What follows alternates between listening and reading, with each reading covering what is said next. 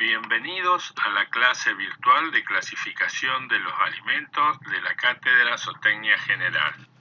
El objetivo de la clase es que el alumno reconozca y clasifique los diferentes alimentos que componen la ración de los animales. Esta clase se evaluará con el trabajo práctico número 6. En primer lugar, vamos a ponernos de acuerdo sobre la definición de algunos términos que intervienen en la alimentación animal. En primer lugar, ¿qué es alimentación?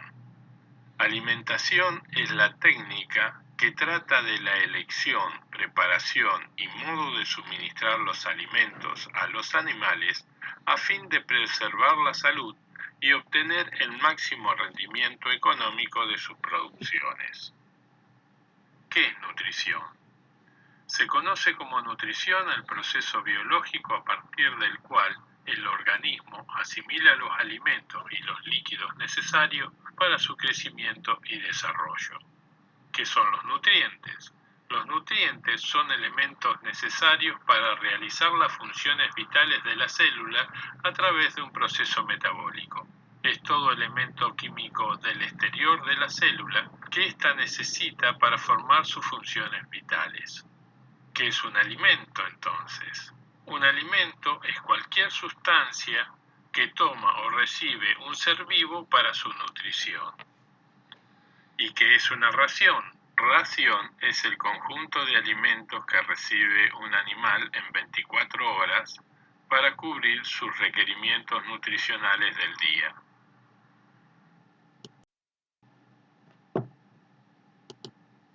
Ahora vamos a ver cómo está compuesto un alimento. Conocer la composición de los alimentos es necesaria para poder satisfacer los requerimientos de un animal y en la práctica para comparar costos de los distintos tipos de alimentos que van a formar la ración. Todos los alimentos contienen cantidades variables de agua que oscila entre un 10 y un 90%. El resto se conoce como materia seca, que es la fracción de alimento que realmente aporta nutrientes al animal. Por ejemplo, una pastura tiene un 80% de agua y un 20% de materia seca. En cambio, un grano como el maíz tiene solo un 10% de agua y tiene un 90% de materia seca. A su vez, la materia seca está compuesta por materia orgánica y por materia inorgánica. La materia orgánica contiene los nutrientes que van a aportar energía y elementos prácticos para la construcción de la célula, como ser carbohidratos, lípidos, proteínas, nitrógeno no proteico, ácidos nucleicos, otros ácidos orgánicos y vitaminas. La materia inorgánica aporta los minerales, como ser calcio, fósforo, cloro, sodio, potasio, magnesio, hierro, etc. Los carbohidratos de un alimento los podemos dividir en carbohidratos solubles, que son rápidamente asimilables por el animal, por ejemplo el glucógeno o el almidón, y carbohidratos estructurales, que forman parte de la pared celular de los vegetales, que se conocen como fibra. Por ejemplo, la celulosa, la hemicelulosa y la lignina.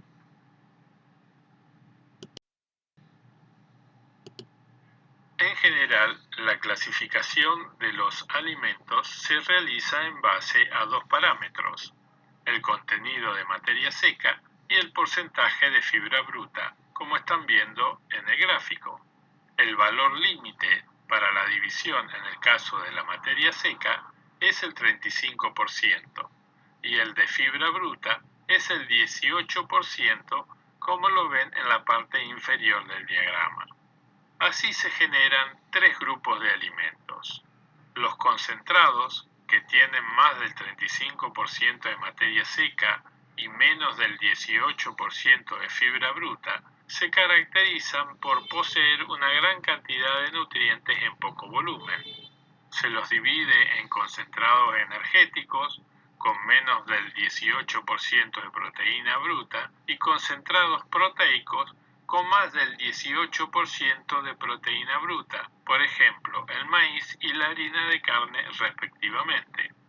Los alimentos suculentos tienen menos del 35% de materia seca y menos del 18% de fibra bruta.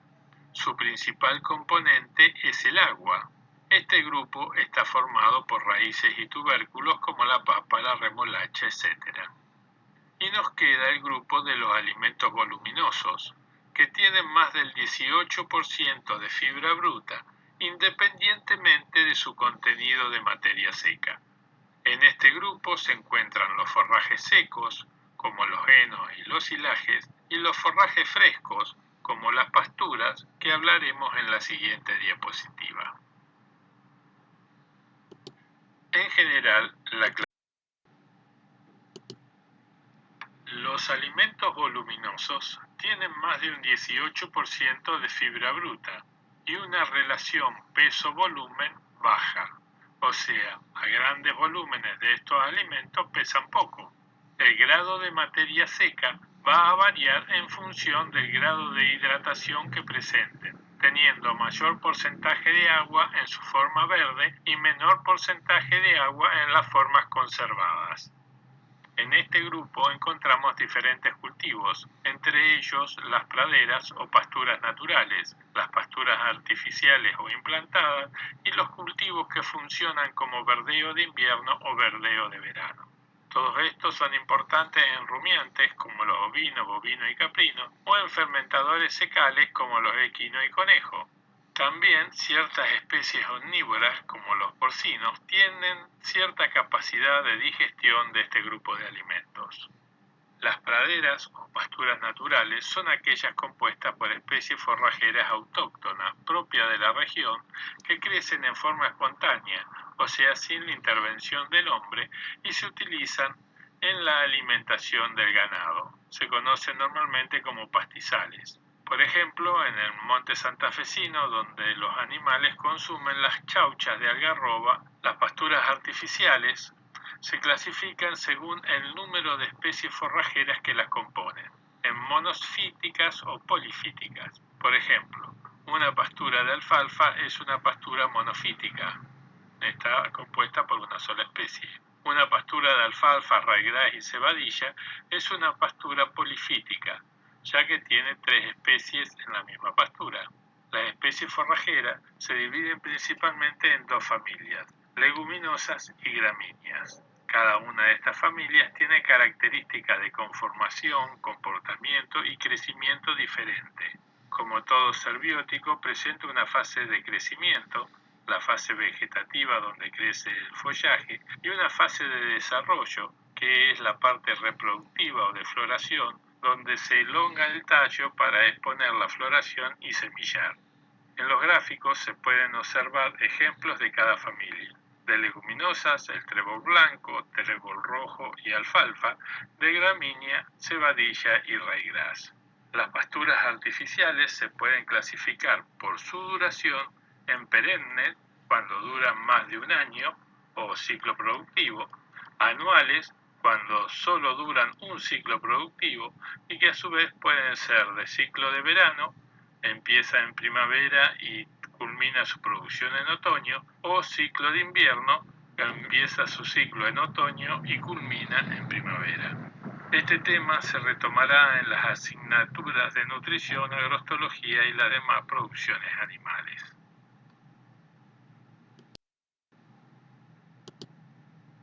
En el siguiente gráfico se puede observar la variación de la oferta forrajera de una pastura durante un año. Es la curva verde. La curva de producción de la pastura se analiza en función de 2 variables, la materia seca y el tiempo, o sea, los kilos de materia seca producidos durante las diferentes estaciones del año. Se puede observar que hay 2 picos de producción de materia seca, en otoño y primavera, siendo este último mayor. Y hay 2 baches, que son en invierno y verano, donde nos va a faltar materia seca para alimentar al ganado. En las épocas de abundancia, y según el sistema productivo que analicemos, el forraje se consume verde y los animales lo recolectan mediante una planificación de pastoreo racional, o sea, lo consumen en el potrero mediante pastoreo directo. Aquel forraje verde que no se consume, si no se conserva, se echa a perder.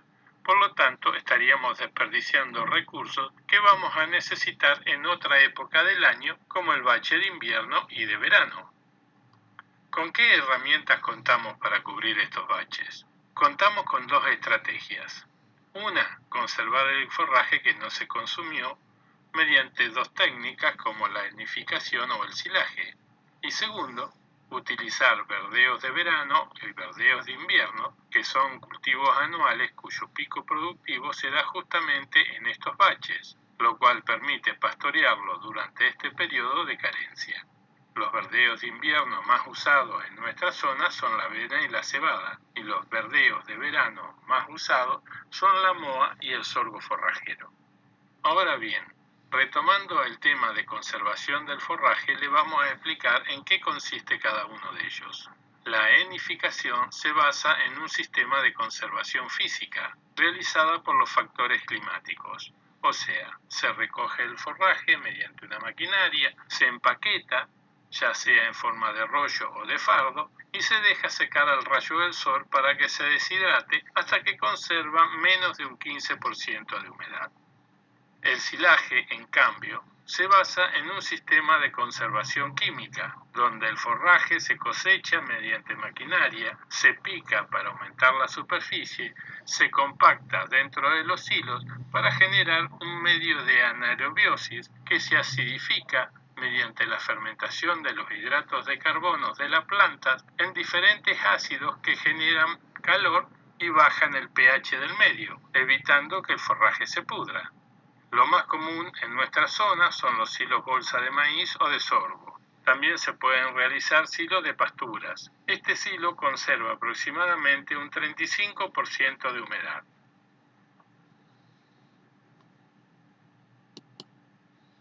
En el siguiente gráfico,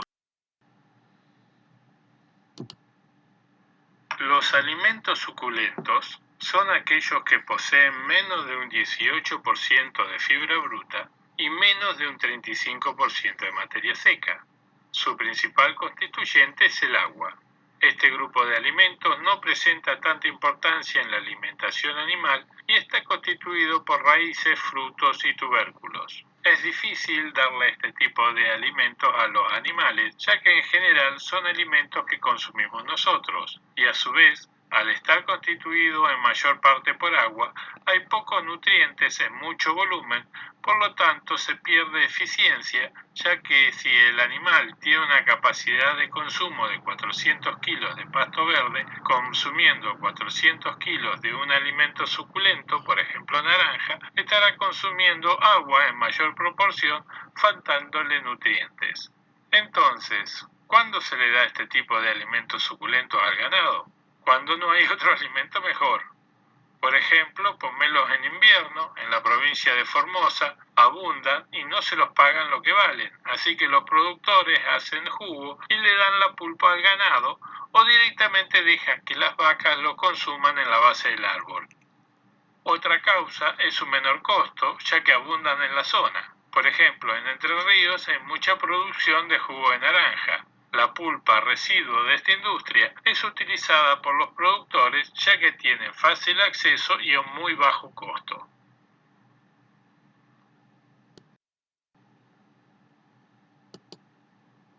Los alimentos concentrados tienen más de 35% de materia seca y menos de un 18% de fibra bruta. O sea, son alimentos con un bajo porcentaje de agua y una gran concentración de nutrientes en poco volumen. Según el nutriente que predomina, se clasifican en concentrados proteicos o concentrados energéticos. En los concentrados energéticos predominan los hidratos de carbono solubles, rápidamente fermentecibles como el almidón. Contienen menos de un 18% de proteína bruta y entre 1 a 6% de lípidos. estos alimentos son cereales, como por ejemplo el grano de maíz, sorgo, avena, cebada o trigo. Otros concentrados energéticos son los aceites de origen vegetal y las grasas de origen animal. Estas últimas se pueden emplear solamente en las especies monogástricas. Acá debemos aclarar que por resolución de SENASA, la 485 del 2002, no se puede emplear en la dieta de animales rumiantes grasa de origen animal, tampoco concentrados de origen animal, con el fin de evitar casos de vaca loca o encefalitis espongiforme bovina. Los únicos concentrados de origen animal que se pueden emplear en rumiantes son la harina de pluma y la harina de pescado. Ahora veamos los concentrados proteicos. Tienen más de un 35% de proteína bruta y se clasifican según el origen de esa proteína en, primero, concentrados proteicos de origen animal. Los principales son la harina de carne, la harina de sangre, la harina de pescado y la harina de pluma. Y concentrados proteicos de origen vegetal, los principales son el poroto de soja y los derivados de la industria oleaginosa de la soja y el girasol. Al extraer el aceite del grano, los residuos que quedan son proteínas. Acá debemos aclarar tres conceptos. Primero, ¿qué es un speller? El speller es el residuo del grano que queda luego de extraer el aceite mediante un proceso mecánico como una prensa. Tiene un mayor contenido de lípidos, un 7 o un 8%, y un menor contenido de proteína, un 35 o un 40%, en relación a lo que son las harinas. La harina es el residuo del grano que queda luego de extraer el aceite mediante un proceso mecánico y con solventes. Presenta un menor contenido de lípidos, lo máximo que queda es un 2%, y un mayor contenido de proteína de un 40 a un 46%. Se extrae más cantidad de aceite, por lo que el residuo tiene mayor concentración de proteínas. El tercer concepto es el de pellet o peleteado, que es la forma cilíndrica que presenta el alimento cuando se compacta las harinas o los spellers. Permiten una mejor manipulación y prensión por parte de los animales al comer. Por último, hablaremos del nitrógeno no proteico, que normalmente es la urea. Esta contiene un 46% de nitrógeno. Se utiliza solamente en rumiantes, ya que las bacterias ruminales utilizan este nitrógeno para sintetizar sus proteínas, de las cuales se nutren los mismos animales. No se puede usar en monogástrico, ya que el monogástrico no puede utilizar ese nitrógeno y se intoxica llevándolo a la muerte.